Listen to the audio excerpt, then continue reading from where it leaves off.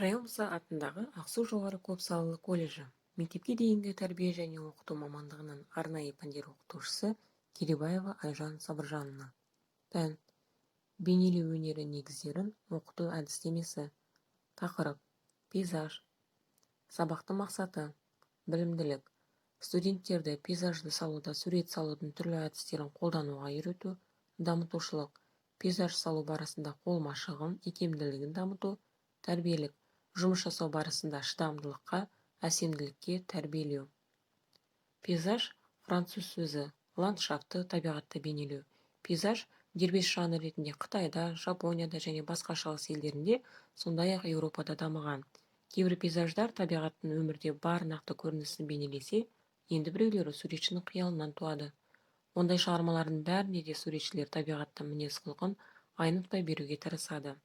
Бүгінгі біздің пейзаж тақырыбымызда біз дәстүрден тыс сурет салу әдістерінің бірнеше түрін қолданамыз.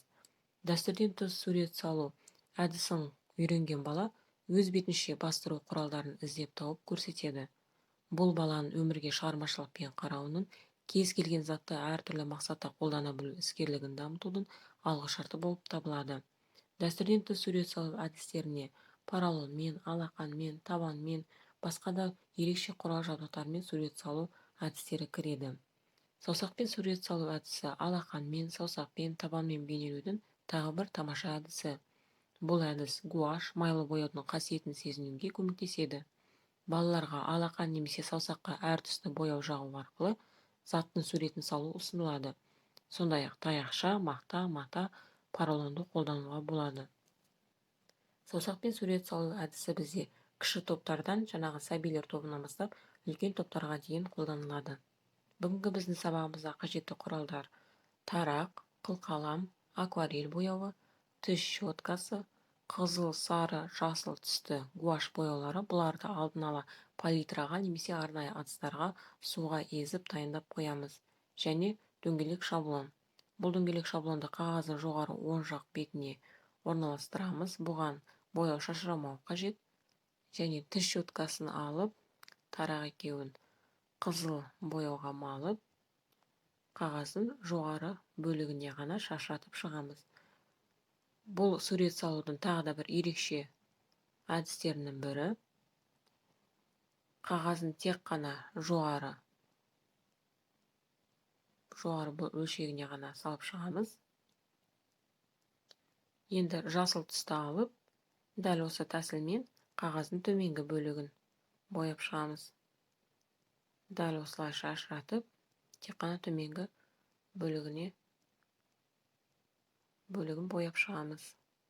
Енді жасыл және қызыл түсті біріктіру үшін сары түсті қолданып, таза тарақпен щетка алуға болады. Жаңағы сары түсті бояуды толығымен бетке шашыратып, екі түсті біріктіреміз. Сол кезде бізде ерекше бір фон пайда болады. Бұл бізде таңның атып келе жатқанын немесе күннің батып бара жатқанын білдіретін пейзаждың бір түрі. Бояп болғаннан кейін шаблонды алып қарауымызға болады. Бұл бізде күн. Шаблонды қайтадан жауып қоямыз. Енді қылқаламмен акварель бояуында қоңыр түсті таңдап, ағашты бейнелейміз. Бұл бізде ағаштың бұталары. Қылқаламның ұшымен салып шығамыз. Ағаштың бұталарына саусақпен сурет салу әдісі арқылы жапырақтарды салып шығамыз. Жасыл түске саусағымызды малып, бұталардың жан-жағына бастырамыз.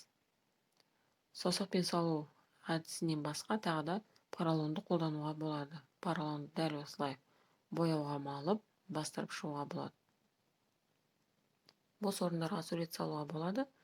Мен күннің астына ұшып бара жатқан құстарды бейнеледім. Қара түсті акварель бояумен. Бұл поролонмен салынған әдіс түрі, бұл саусақпен салынған әдіс түрі. Сіздерге тапсырма ретінде A3 форматта пейзажды дәстүрден тыс әдістерді қолдана отырып бейнелеу ұсынылады.